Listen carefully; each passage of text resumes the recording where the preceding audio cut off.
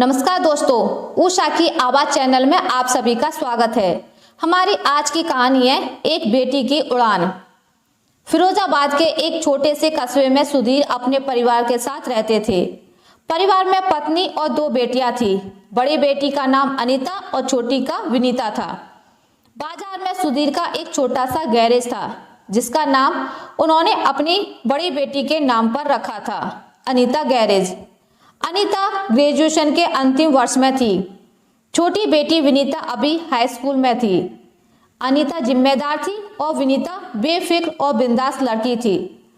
सुधीर और लता अपने बच्चों के साथ सामान्य जिंदगी जी रहे थे।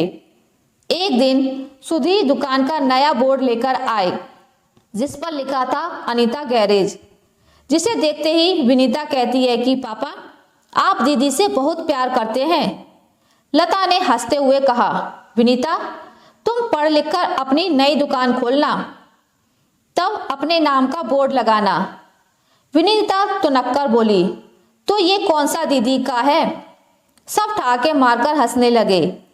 एक दिन सुधीर गैरेज में काम करते हुए बेहोश होकर गिर गए। अस्पताल ले जाने पर डॉक्टर ने बताया कि सुधीर को ब्रेन हेमरेज हुआ है। 1 हफ्ते तक इलाज चला, लेकिन डॉक्टर उन्हें बचा नहीं सके। सुधीर का जाना पूरे परिवार के लिए एक बहुत बड़ी क्षति थी। लता, अनीता और विनीता का रो रो कर बुरा हाल था। इसी दौरान सुधीर के बगल की दुकान वाले महेश घर पर आए और परिवार के सभी सदस्यों को दिलासा देते हुए कहा, भाभी जी, अब जो होना था सो तो हो गया। आगे की सोचिए कि अब क्या करना है। घर बार कैसे चलेगा? आपके पास बेटा होता तो कम से कम भाई साहब का गैरेज संभाल लेता। आप जिस भी कीमत पर गैरेज को बेचेंगी मैं ले लूंगा। वैसे भी 2 बेटियां हैं आपके पास, पढ़ाई लिखाई शादी ब्याह सब देखना है। लता ने हाँ में सिर हिलाकर सहमति जता दी। माँ की हामी अनीता को पसंद नहीं आई। एक दिन अनीता के टीचर उससे मिलते हैं। अनीता ने उन्हें सारी बातें बताई। अनीता के टीचर ने उसे समझाते हुए कहा, बेटी हो तो क्या हुआ, गैरेज को क्या पता कि उसका मालिक कौन है, बेटी या बेटा।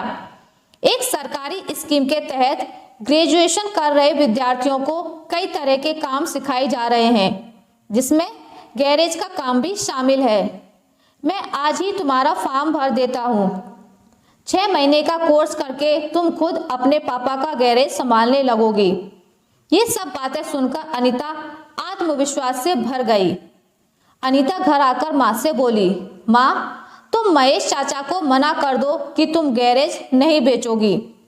लता ने सवालिया नजरों से उसकी तरफ देखा। अनीता ने अपने टीचर की बात माँ से बताई और साथ ही अपना फैसला भी सुना दिया कि पापा का गैरेज मैं संभालूंगी। पहले तो माँ हिचकिचाई, फिर बेटी का आत्मविश्वास देखकर बोली, बेटा, आज तेरे पापा होते तो उन्हें तुझ पर बहुत गर्व होता। अगले दिन जब लता महेश को मना करती है तो वह गुस्से में कहता है कि जब भूखे मरोगे तब समझ में आएगा। देखते ही देखते 6 महीने बीत गए। अनीता ने गैरेज का कोर्स पूरा कर लिया। वह गैरेज को फिर से खोलती है। घर में पड़ा दुकान का नया बोर्ड लेकर विनीता गैरेज पर आई और बोली, दीदी, अब इसे लगाने का समय आ गया है। माँ की आंखों से खुशी के आंसू छलक पड़े। वह बोली, ये है मेरी अनीता का गैरेज। आशा करती हूँ आपको मेरी आज की कहानी अच्छी लगी होगी। अगर आपको मेरी कहानी अच्छी लगी है तो इसे लाइक करें, शेयर करें, सब्सक्राइब करें। मिलते हैं एक नई कहानी के साथ, तब तक के लिए नमस्कार।